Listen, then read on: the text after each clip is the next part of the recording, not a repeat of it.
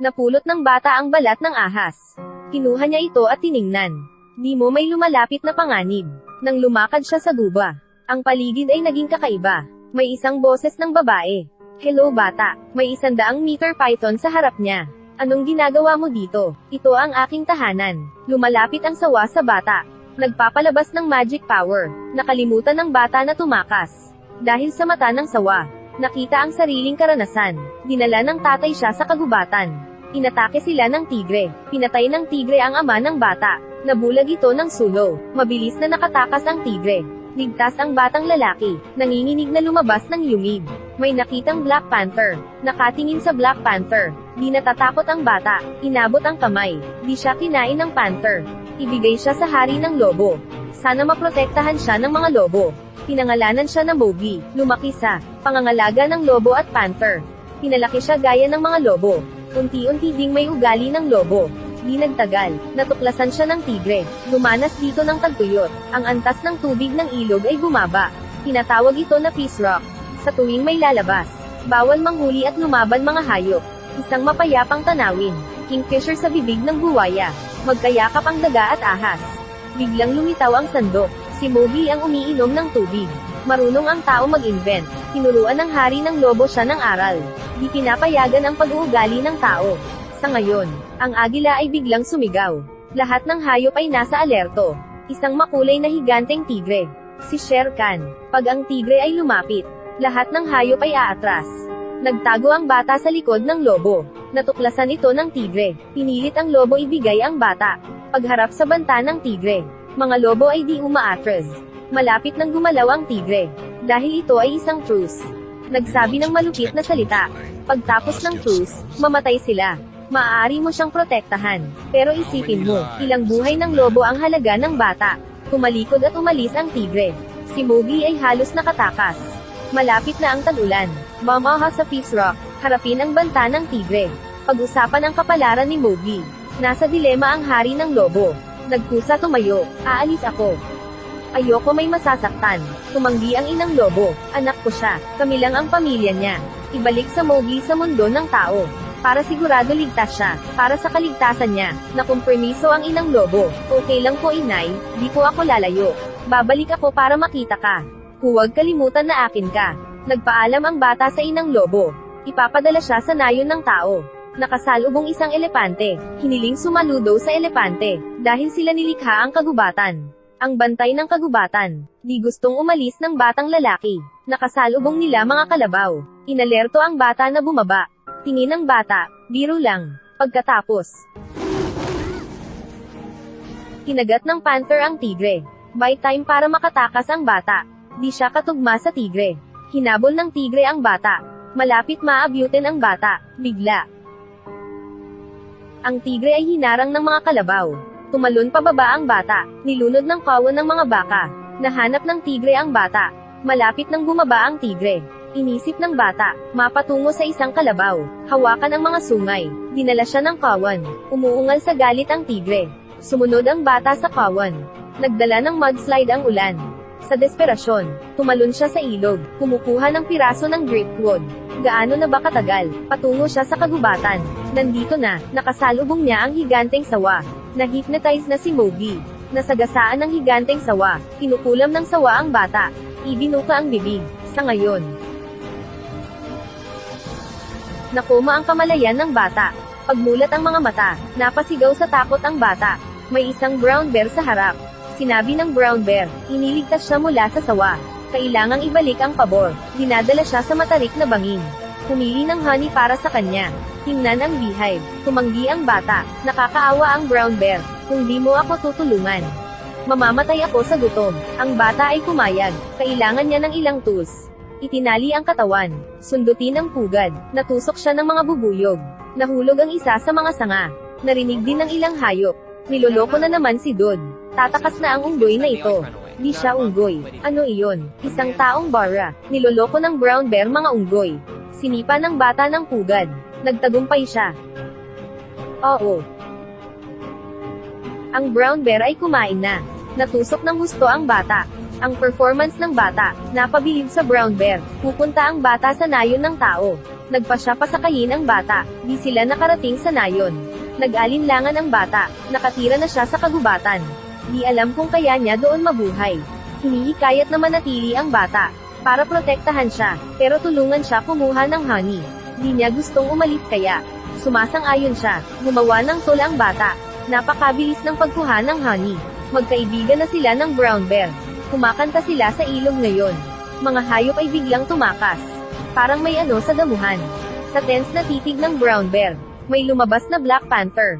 Masayang lumapot ang bata. Ipinakita sa kanya ang mga tool. Mukhang galit ang panther. Nagalit makita ang honey sa kuweba. Nangongolekta para kay Baloo. Di kailangang mag-hibernate mga oso. Anong itinuro mo sa kanya? Pero palagi akong inaantok. Si Baloo ay isang sinungaling. Galit na si Bagheera. Ipinapahayag na ang bata dapat ipadala sa nayon. Ngayong gabi, narinig ang panaghoy ng mga elepante. Sinusundan ang tunog. Nahulog sa hukay ang elepante. Nakatingin sa kawan. Dinala agad ng bata ang tools. Nailigtas ang baby elephant. Proud si Baloo sa kanya. Special siya. Special siya kasi ako ipinalaki ko siya. Di maintindihan bakit paalisin si Mowgli. Kahit may tigre na humahabol. Protektahan ng lobo ang bata. Sabi ni Bagheera kay Baloo. Patay na ang hari ng lobo. Nagalit ito kasi di mahanap ang bata. Pinatay nito ang hari ng lobo. Nakontrol ang wolf pack, para maakit ang bata bumalik. Kaya ligtas siya pag sa nayon. Nagpapatulong hihikayatin ang bata. Humayag si Baloo. Nagtapat sa kanya. Ginagamit lang siya. Hindi kita itinuring na kaibigan. Gusto ko lang ang honey. Hindi na kailangan. Nalungkot ang bata. Umakyat sa puno at nagtampo. May dumating na unggoy. Pinag-alita siya ni Mowgli. Sa huli, kinuha ng mga unggoy ang bata. Humabol si Bagheera at Baloo. Umakyat sila sa tuktok ng bundok. Natigilan ang bata. Ito ay isang ancient temple. Hinimok siya na pumasok. Nakarating sa loob ng templo. Puno ito ng prutas at mga gamit. May higanteng kamay mula sa likod. Ito ay si King Louie. Alam na hinahabol ng tigre ang bata. Iniaalok protektahan siya, pero gagawan siya ng apoy. Akala na sa kanya na ang lahat. Maging tao siya pag may apoy. Mamuno sa kagubatan. Ang bata ay nakatira sa kagubatan. Di siya marunong gumawa ng apoy. Di mapagbigyan ang kahilingan. Kasabay, umakyat si Bagheera at Baloo. Nang pilitin siya gumawa ng apoy. Pumasok si Baloo. Nakakuha ng atensyon ng unggoy. Ginulo si King Louie. Naghahanda ang panther na kunin ang bata. Nakita sila ng unggoy. Di pinapayagang tumakbo. Habulin sila ng grupo ng unggoy. Ipinatakbo una ang bata. Sumugod sila sa mga unggoy. Nagsimula sila ng matinding away. Si King Louie mismo ang lumabas. Kahit na malaki napaka-flexible niya. Naharang nito ang daan ng bata. Sinabi ang hari ng lobo ay pinatay ng tigre. Walang makakapagprotekta sa bata. Puno siya ng pighati at galit. Gusto ipaghiganti ang hari ng lobo. Malapit na maaabyutin ni King Louie. Sa sandali, ang bata ay lumabas sa templo. Desperado na mahuli ang bata. Gumuho ang templo. Mga unggoy ay gutso iligtas ang hari. Wala na sila sa gulo. Nagalit siya kay Bagheera. Gusto gumawa ng isang bagay. Tumakbo sa nayon ng tao. Kinuha ang sulo. Nais gamitin ang apoy sa tigre. Tumakbo pabalik sa kagubatan. Nahulog ang apoy sa damuhan. Nagpasindak sa mga hayop. Tumakas sila sa ilog. Lumabas siya na may dalang sulo. Tinatawag ang tigre. Di siya natatakot sa kanya. Sabi ng tigre mas natatakot. Mga hayop ngayon sa apoy. Tumingin sa kanyang mga kaibigan. Nakatingin din sa kanya na may takot. Pinasisigla ng mabangis na tigre ang bata. Pinasisigla ng tigre ang bata. Pukawin itapon ang sulo. Gawin mo ito gamit ang apoy. Gawin mo rin ang ginawa ng ama mo. Hayaan na makita kung sino ka. Itinapon ng bata ang sulo. Ako si Mowgli, tahanan ko ito. Nagpakita ng ngiti ang tigre. Napakatanga ng ginawa mo. Ngayon wala ka na. Walang kuko, balahibo, at ngipin. Walang kaibigan. Sa ngayon, nakatayo lahat sa likod ni Mowgli. Nagpasya samahan siya. Galit na tumingin ang tigre. Unang sumugod si Baloo, ngunit natambo sa lupa. Wolfpack, sugod. Sumugod din palabas ang bata. Pinigilan ng panther. Manatili ka rito. Kailangan kong makipaglaban. Hindi ka makakalaban tulad nila. Ano ang gagawin ng mga tao? Sige, tumakbo ang bata sa gubat. Natuklasan ng tigre ito. Tumakbo at hinabol ang bata. Mabilis na humabol si Bagheera. Lahat ng hayop ay nagkakaisa. Pagbili ng oras. Binangga pa rin ng tigre mga hayop. Sumugod sa gubat, magdepende na sa bata, nangongolekta ng baging, mga sirang sanga, atali sila at itapon. Humahabol din ang tigre, nakatingin sa isa't isa, nakatingin sa bata, tinuya siya bilang duwag. Ang bata ay biglang tumayo. Hindi ako natatakot sa iyo. Ang bata hindi na tumatakas. Ngumiti ang tigre, tumalon sa bata.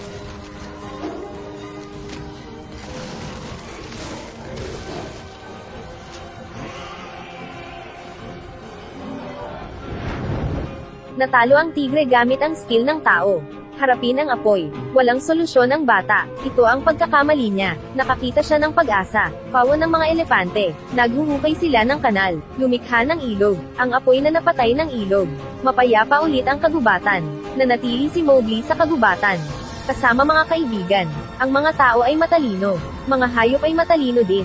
Lahat tayo may diskarte. Panuurin ang pelikula na ito. Rules ng lobo. Strictness ng panther. Hypnotism ng sawa, kasinungalian ng oso, authority ng unggoy, pagkiling ng tigre. Ang buhay natin ay hindi sa napakagulong mundo ng gubat. Iba mga tao, kapag naniniwala ka sa sarili, walang magsisira sa iyo.